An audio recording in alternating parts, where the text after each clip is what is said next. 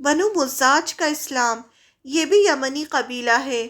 رسول اللہ صلی اللہ علیہ وسلم نے ان کے پاس حضرت علی بن ابی طالب رضی اللہ عنہ کو رمضان 10 ہجری میں اسلام کی دعوت دینے کے لیے بھیجا اور حکم دیا کہ جب تک وہ لڑائی نہ کریں لڑائی نہ کرنا۔ جب حضرت علی رضی اللہ عنہ ان کے پاس پہنچے اور ان کی جمعیت کا سامنا ہوا تو انہیں اسلام کی دعوت دی، مگر انہوں نے انکار کر دیا اور مسلمانوں پر تیر چلائے۔ حضرت علی رضی اللہ عنہ نے بھی اپنے ساتھیوں کی صف بندی کی اور ان سے لڑ کر انہیں شکست دی، لیکن ان کے تعاقب سے کچھ دیر رکے رہے، پھر ان سے جا ملے اور انہیں پھر اسلام کی دعوت دی۔ اب کی بار وہ لوگ مسلمان ہو گئے۔ ان کے سرداروں نے بیعت کی اور کہا کہ ہماری قوم کے جو لوگ پیچھے ہیں ہم ان کے ذمہ دار ہیں اور یہ ہمارے صدقات ہیں، ان میں سے آپ اللہ کا حق لیجئے۔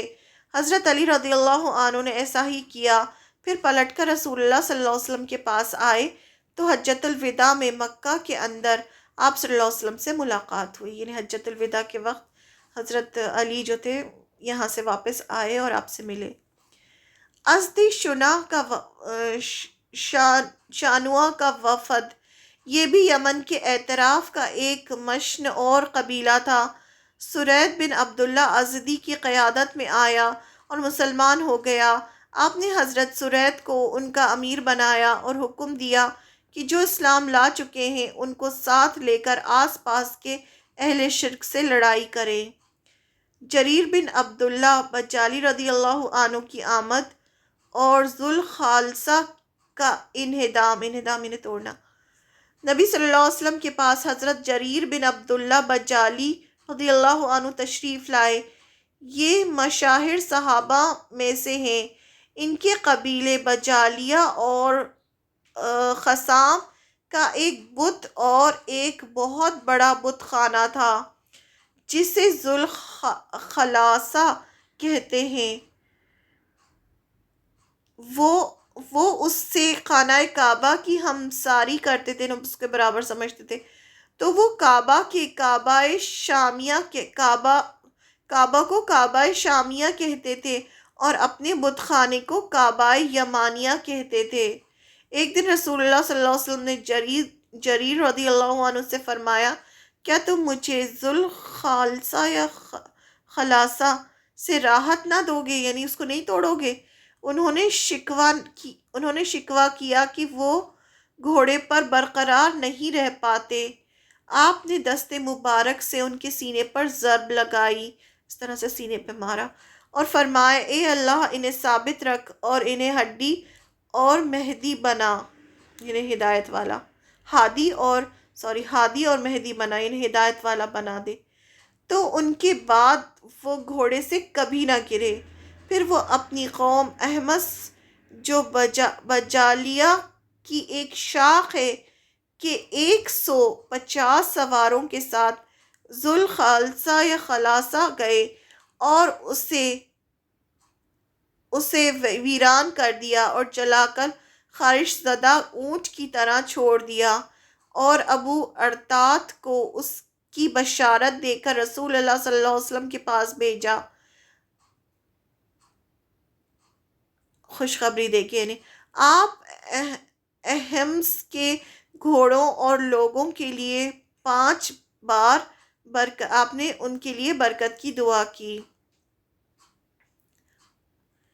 اسد انسی کا ظہور اور قتل، اب یہ دوسرا کذاب تھا جس نے نبوت کا دعویٰ کیا تھا۔ یمن میں امن اور اسلام کی تکمیل ہو چکی تھی اور اس کے تمام اطراف میں رسول اللہ صلی اللہ علیہ وسلم کے امال موجود تھے کہ اچانک کہف حنان نامی شہر میں 600 جنگجو کے ساتھ اسود انسی ظاہر ہوا۔ وہ اپنے لیے نبوت اور حکومت کا دعوے دار تھا۔ اس نے آگے بڑھ کر صنعا پر قبضہ کر لیا، یمن کی جو سٹی تھی۔ پھر اس کا معاملہ مزید سنگین ہو گیا۔ اس کا فتنہ سخت اور اس کی حکومت طاقتور ہو گئی، یہاں تک کہ رسول اللہ صلی اللہ علیہ وسلم کے امال اشاریہ کے علاقے میں سمٹ آئے اور مسلمانوں نے اس کے ساتھ مصلحت کے کام کیے۔ یہ سلسلہ 3-4 مہینے جاری رہا، پھر فیروز دلامی اور اس کے فارسی ساتھیوں نے جو مسلمان ہو چکے تھے ایک چال چلی اور فیروز نے اسے قتل کر کے اس کا سر کاٹا اور قلعے کے باہر پھینک دیا۔